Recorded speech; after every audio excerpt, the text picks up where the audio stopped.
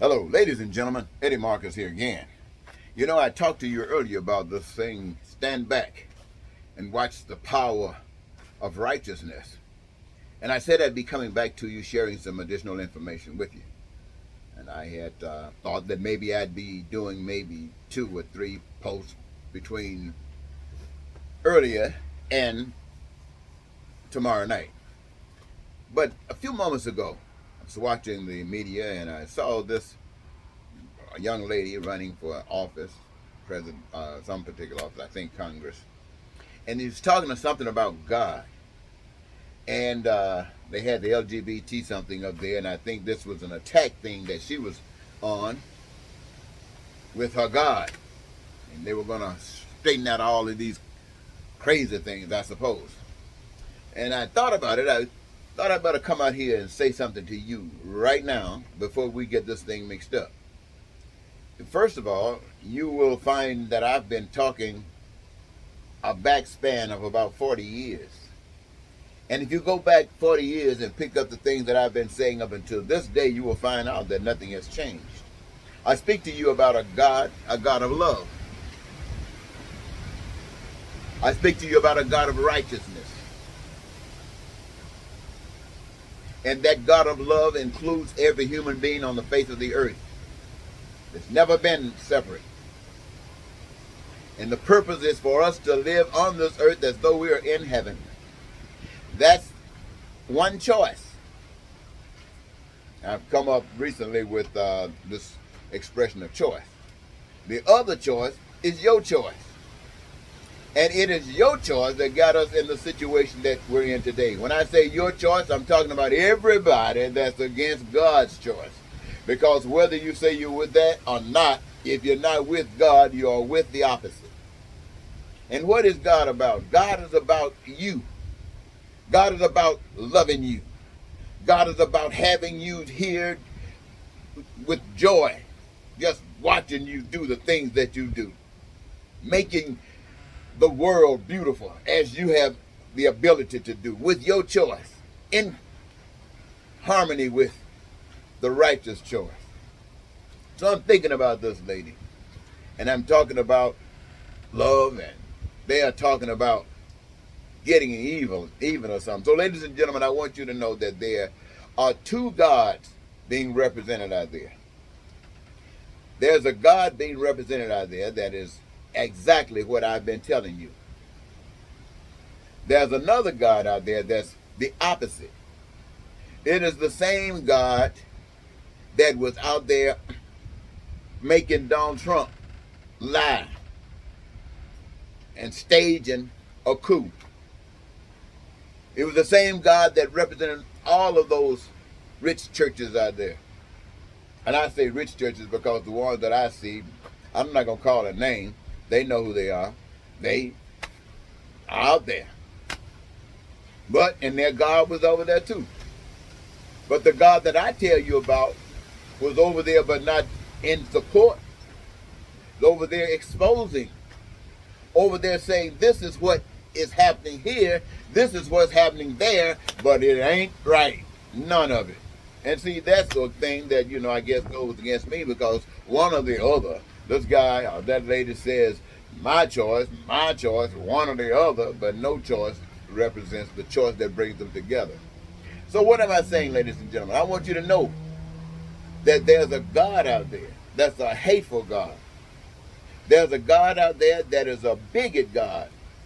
There's a God out there that is a racist God. You think I'm lying? Turn the TV on and watch all these people out there talking about hate and racism and bigotry and talking about God has empowered them. Watch this God out there that got people loading up guns, going, hitting the streets, killing people, trying to fix things for them. The God that I serve don't need a human being to kill a person. The God I serve can cause a person to fall down if that's what God desires. And if God is not taking that person's life, it might mean that you need to change something that you are doing. But rather than change you, you're going to put the blame on somebody else and go and get you a gun and go and kill them. Or start talking about them and persecute them when everything you move, every step you make is filled with nothing but hate. And you want to talk about God. I want people to know that that's not the God I'm talking about. That was the same God that's now taking the what women having abortions. Yeah, they got a God out there right now in the name of men that's deciding for women that if you have an abortion, every step you take, we're going to try to have somebody persecute you, prosecute you, get some money from you, fine you. We run this thing. That's a choice. And they passed the law, my friends. That's a choice. What you going to do? Now it's choice time. Do you bend and bow? What do you think about the law? Is the law justified? If it's not justified, then you disobey it. But you must be willing to pay the price. You pay the price. And I know many of you don't want to do that. And they're counting on that. That's how that God wins. That is the same God that for 200 years had black people and people of color in the United States of America as second-class citizens. In fact, I repeat this again, that is the same God that took the natives' land. That is the same God that said it was okay to have slavery. All this God does, it seems to be, what? A white supremacist God. But I want you to know, white people are not the only one that serve that God. Black people serve that God as well. Or they come at you a little bit different. They try to tell you what you can wear. You can't wear pants. You can't comb your hair that way. Don't put nail polish on you. Don't comb your hair this way. Come to church all the time. Don't have any fun. Don't show your chest. That's all they can tell you. And then condemn you. But you can't pay your rent. You don't have any extra food. You don't even have transportation. You can't get gas. And all of that goes straight by the God that was over there with Trump. Now, the God that I tell you about, that's made it possible that everybody who's engaged in the process of creating the resources on the face of the earth or in America makes you part owner of all things that you have created, accessible to you when you need, want, or desire. Don't cost you nothing because you've already paid. You became part owner of. See, that's how you have your heaven. That's why you got peace and prosperity and freedom and joy. You don't have guns. You don't out there lying and cheating and stealing. But I want to tell you something that's happening out there because of this other God. See, this other God says it's okay for some to have and some not to. This other God says it's okay for somebody to be as rich as they want to be and somebody else can be as poor as they want to be. If that was the way, it would be fine. The operative word is want to be. But I don't know anybody that want to be as poor as they are. I find everybody that's poor is because they're caught in a situation that says this is what is dealt for you. At least now.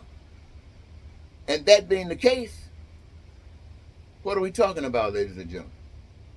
We're talking about people that's going and stealing, doing illicit things, black market stuff, trying to survive, trying to make a decent living, some kind of living. And then what's the plan for them according to this other choice, this other God? Jail, fines, penalties. What does it represent? It represents a failure of the system. You say, I didn't tell you to steal. You created the situation for a person to steal. You see, here's stealing. A person who doesn't need and steal is greedy. A person who steals to survive is living. And pointing to you the failures of your system. That's what it's all about, to show you where you have failed. But you don't care until voting time. You come here and say you're going to do something like the Democrats talking now. Or what we're talking, Build Back Better.